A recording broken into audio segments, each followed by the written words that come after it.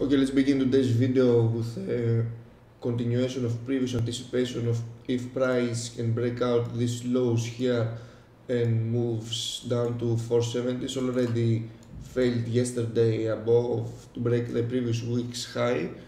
Also euro dollar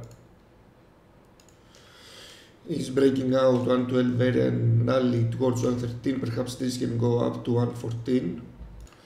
So you can actually watch the previous video and the video which was talking about if DAX can fail to go above previous week's highs here and perhaps can go below.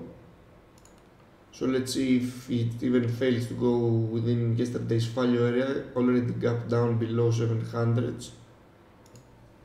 So price just broke down here at the open, straight down. Let's see if this scenario will develop and we had like a failure yesterday and now how much down can we go if we're about to feel this kind of low volume area as we talked since last Friday though. Let's see when it take down these lows, let's see if this happens. Okay, let's see here a few hours later. So price held support at this fake down move from the first hour of cash trading, then tried it above, broke out through volume weighted average price, rallied to fill this kind of gap from the opening up to 730s. But of course what happens next is that price completely collapse once it fills this gap.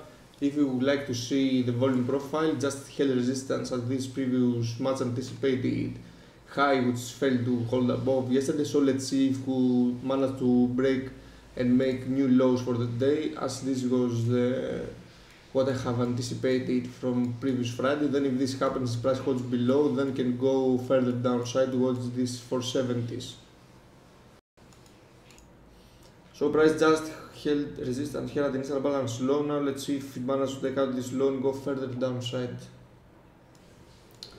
So here you go, a few hours later, price just held support here, this previous first hour of cash trading low here, this blue line, then rallied all the way up, held support at the midpoint of this first hour of cash trading rates, now spiked higher. Let's see if it manages to go further upside and retest this kind of highs up here.